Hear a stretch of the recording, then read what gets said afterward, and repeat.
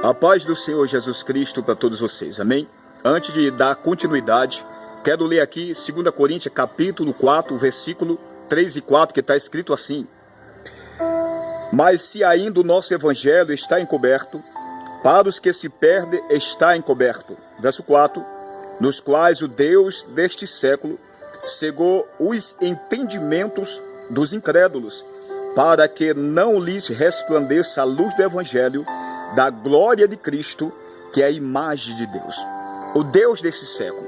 Paulo está dizendo, se ainda o nosso evangelho não resplandeceu na vida daqueles que se perdem, ou seja, daqueles que ainda se encontram afastados de Deus. E por trás disso, dessa incredulidade, aqueles que estão seguindo o caminho de perdição ainda, mas eu creio que Cristo vai te resgatar e te trazer para a presença dele. O Deus desse século, versículo 4, se move. Há uma influência no mundo espiritual. Há um movimento no mundo espiritual 24 horas do pai da mentira, juntamente com seus seguidores, demônios, anjos caídos, com a tentativa de diminuir o espaço entre o homem e Deus, de impedir o homem de conhecer esta verdade, e que esta verdade venha abrir a sua mente, ou seja, entendimento. A mente está fechada, a mente está obscura. O que fecha a mente do homem? É o pecado. E o diabo, ele segura o homem no pecado, nessas doutrinas de perdição, levando o homem a ter e a crer em coisas completamente da única verdade que é Jesus Cristo. Então as suas mentes estão fechadas, e por suas mentes estão fechadas, o Deus deste século que está manipulando a mente, enchendo a sua mente de falsas doutrinas, falsos ensinos, levando você a aprender e ensinando a você aquilo que o mundo agrada, né? Aquilo que a nossa carne almeja. Então o Deus desse século, letra minúscula, está se referindo ao próprio Satanás, o pai da mentira, espírito de engano, através de falsas doutrinas e tantos ensinos, ele tem enganado a muitos, e essas pessoas ainda estão seguindo um caminho de porta larga e de caminho largo, que é o caminho de perdição. Mas eu creio que através desta mensagem, Deus fará uma grande obra na tua vida, amém?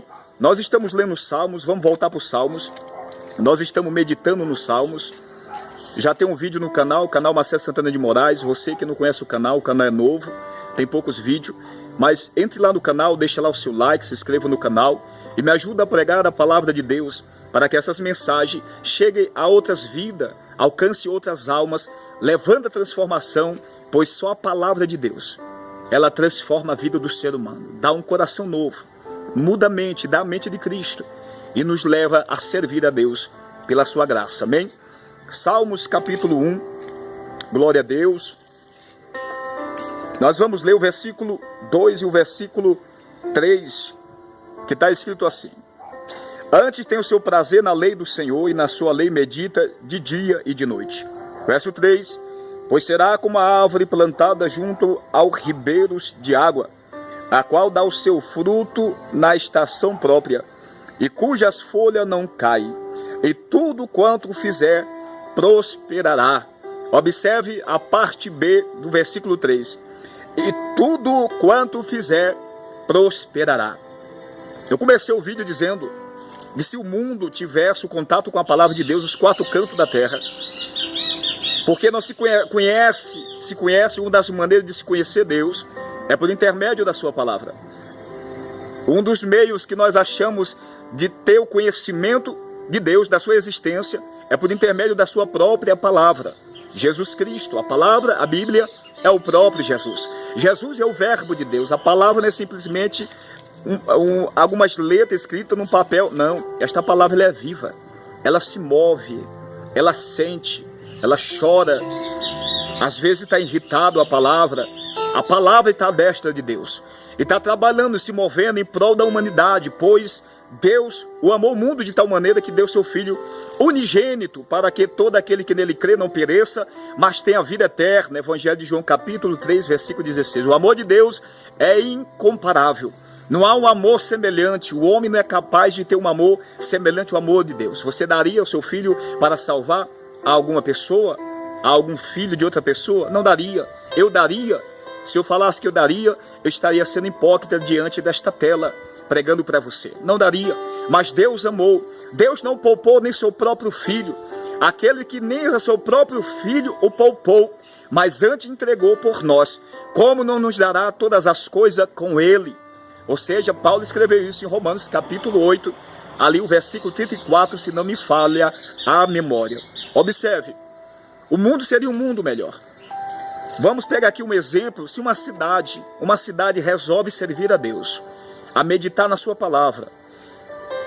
Através da meditação vem o conhecimento da vontade de Deus para nossas vidas. A palavra vai nos ensinar, repito, a porta larga e a porta estreita.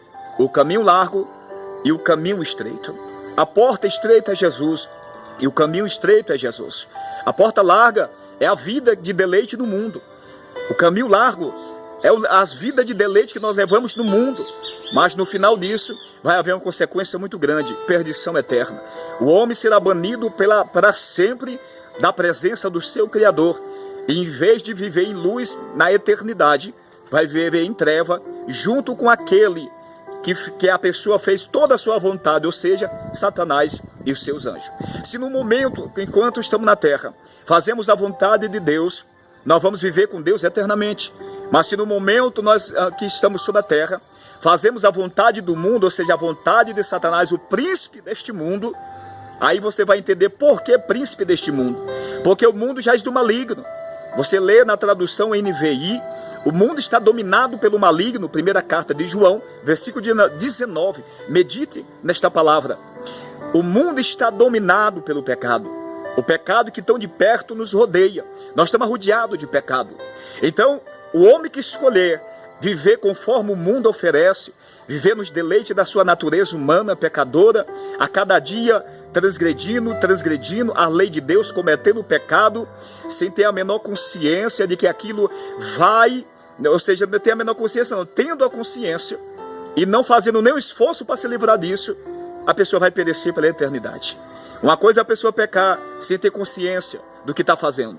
Outra coisa é pecar e continuar no pecado, fazendo aquilo, tendo consciência pela palavra de Deus, de que aquilo errado, é contra a lei de Deus. A palavra de Deus, ela traz vida, ela traz mudança. Se você quer fazer prova com Deus, passe a meditar nas Escrituras Sagradas, porque você vai conhecer esses dois caminhos. E aplique na sua vida a palavra. Permita, pratique, lute, vai começar uma luta dentro de você. A luta da carne contra o espírito. A carne que almeja adulterar, a carne que almeja mentir, a carne que almeja matar, a carne que almeja o vício do cigarro, da bebida, o mundo do crime, o comércio do corpo, a prostituição, a promiscuidade, a mentira ou a meia-verdade. Isso alimenta a carne. O homem é pecador por natureza. Mas quando você se abstém de tudo isso, você foge do pecado, pelo fato de você já estar lendo, conhecendo e aplicando a palavra na sua vida, você verá a tua vida prosperará, como nós vemos aqui no versículo 3 do Salmos 1. E observe que o Senhor faz uma comparação aqui.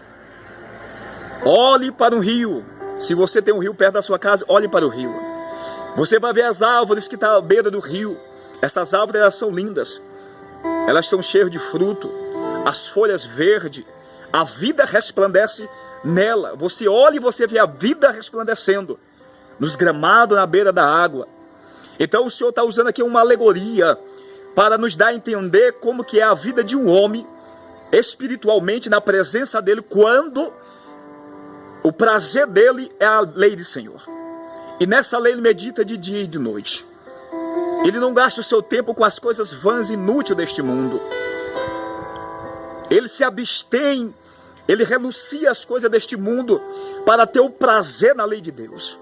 A sua vida vai começar a mudar. A sua vida espiritual, ela vai dar um salto. A sua vida sentimental vai mudar. A sua vida profissional vai mudar. Por quê? Porque você está invocando, chamando o Senhor da vida para a sua vida. Você está tendo no meio da sua casa, no seu coração, o Criador de todas as coisas, que te formou, que te dá o fôlego de vida, que te dá o ar que respira. Se você está respirando, não é pela tua sabedoria. Se você está trabalhando, não é pelo teu conhecimento. Ainda que a pessoa tenha por verdade isso, todavia, só tem por verdade isso aqueles que não conhecem a Deus. Mas os que conhecem sabem que vive porque o Senhor dá o fôlego de vida. Os que conhecem a Deus sabem que está respirando porque o Senhor permitiu, deu o fôlego de vida mais um dia. Sabe que está trabalhando porque o Senhor abriu a porta. Sabe porque tem um casamento fiel. Tem um esposo, uma esposa cheia de virtude, porque teve uma vida direcionada e Deus guiou a uma esposa de virtude. Deus guiou a um esposo de virtude. Deus que conhece o coração do homem. O homem, meu querido, não conhece nem a si mesmo. Às vezes nós falamos, eu me conheço, não conheço. Eu conheço fulano, não conheço. Mas o Senhor vem em Apocalipse e diz: eu conheço as tuas obras.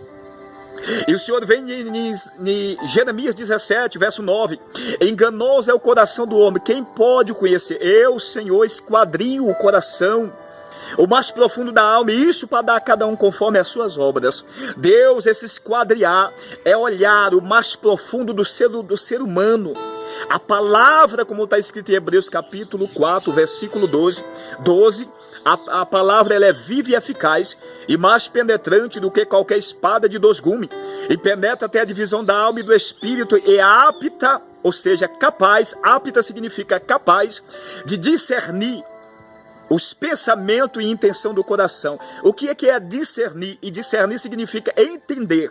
A palavra por ela ser viva. Quem é a palavra? Jesus Cristo. A palavra, ela é viva, tem sentimento. Então ela sonda o interior do ser humano, juntas e medulas, a junta do nosso corpo, a junta dos ossos. Ele entra nas medulas por dentro dos ossos. E ele sonda o mais profundo do ser humano. E ele sabe cada sentimento, cada desejo, cada projeto, cada pensamento. Ele sonda tudo. Então ele conhece o nosso coração. Deus que nos criou, o centro de toda a existência, conhece o nosso coração. Quando você passa a aplicar a palavra na sua vida, entenda que a queda da humanidade é por conta da desobediência à palavra de Deus. Gênesis capítulo 2, a partir do versículo 15, o Senhor, depois que formou o homem, colocou no jardim do Éden para lavrar e guardar. E dali de toda a árvore do jardim foi concedido a ele a se alimentar, menos da árvore da ciência do bem e do mal, que estava também no meio do jardim. A serpente, com a sua astúcia, investiu pelo lado de Eva, e ali levou Eva a transgredir os mandamentos de Deus. Consequentemente, o seu esposo, seu marido, a ela a oferecer, caiu também. Isso se tornou o que nós vivemos hoje. Um mundo de pecado, de guerra, de violência, de ódio, de mágoa, de ressentimentos. Famílias destruídas entre famílias. Famílias que não se dão bem. Relacionamentos destruídos. Milhares de jovens, homens e mulheres, neste momento nos cárceres. Mundo de droga, de violência. Isso é a consequência do pecado pela desobediência à palavra de Deus. Mas o salmista está dizendo aqui: se você tiver o prazer na lei do Senhor, a sua vida vai ser tão próspera, tão verde, tão cheia de virtude. Você vai frutificar tanto em tudo que você fizer. Primeiramente para o reino, e as demais coisas se aplicam às coisas deste mundo físico que nós vivemos enquanto estamos aqui. A palavra vai trazer tudo isso para a sua vida. Você quer mudança na sua vida? Você quer ser liberto dos vícios? Você quer ser transformado pelo poder de Deus? Dê ouvido à palavra de Deus. Observe o que está escrito em Isaías capítulo 24, o versículo 5, versículo 4, 5 e 6, observe. A terra planteia e se murcha, o mundo enfraquece e se murcha. Enfraquece os mais altos do povo da terra. Verso 5. Na verdade, a terra está contaminada por causa dos seus moradores, porquanto transgride as leis, muda os estatutos e quebra a aliança eterna. Verso 6. Por isso a maldição consume a terra, e os que habitam nela serão desolados. Por isso serão queimados os moradores da terra, e poucos homens restarão. É o juízo de Deus sobre a terra que há de vir. Muitos serão jogados no lago de fogo e enxofre, queimarão os moradores da terra. E por que serão queimados muitos moradores da terra? Não todos, porque há aqueles que vão aceitar a palavra, há aqueles que vão ser arrebatados, há aqueles que vão aceitar o sacrifício do Filho de Deus, cujo propósito morreu para resgatar desta maldição, de ser lançado no lago de fogo e enxofre. Apocalipse capítulo 20, a partir do versículo 11 até o versículo 15, você tem um julgamento de Deus no grande dia do juízo do trono branco. Capítulo 21 de Apocalipse, o versículo 8, você vê ali os ímpios sendo lançados no lago de fogo, que é a segunda morte.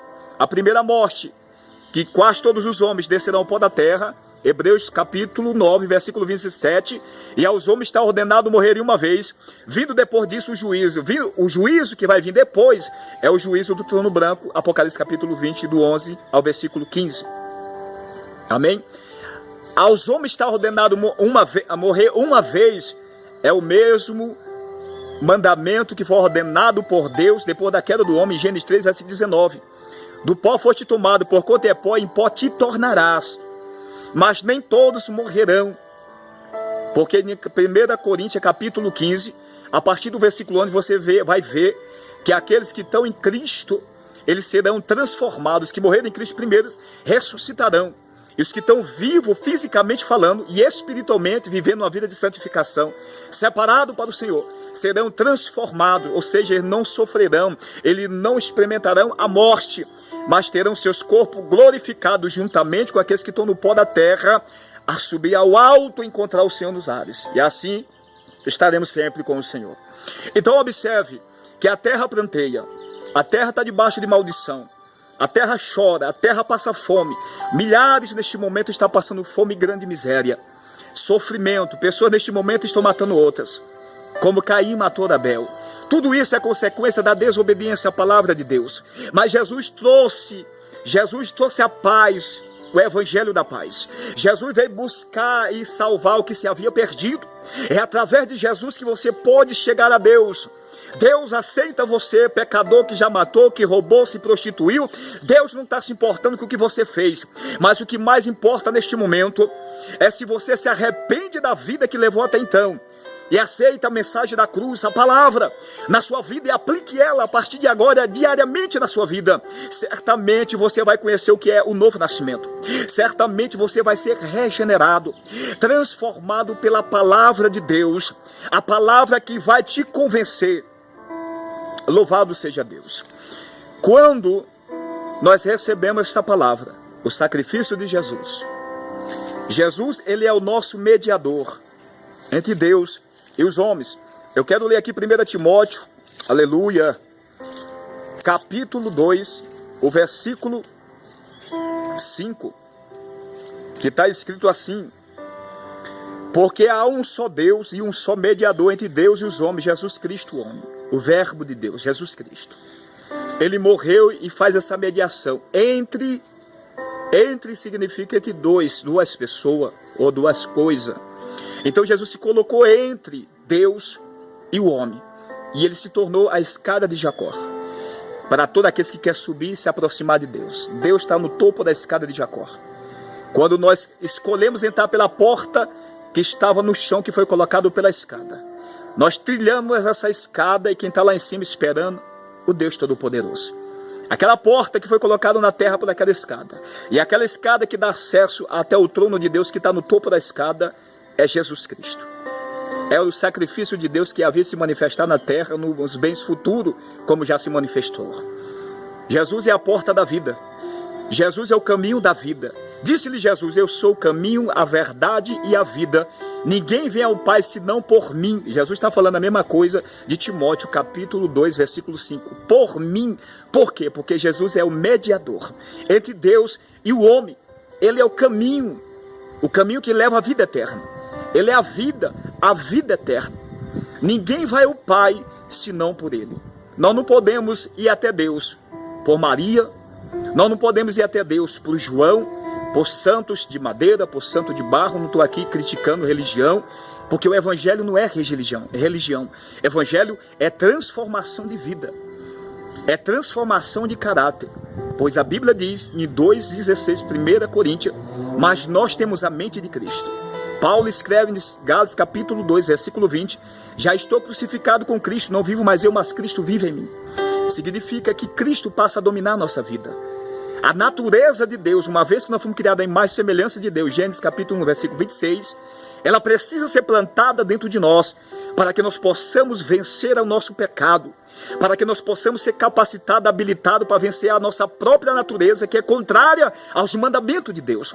Somente por intermédio do sacrifício de Cristo, recebemos a virtude do Espírito Santo de Deus, que é o próprio Deus que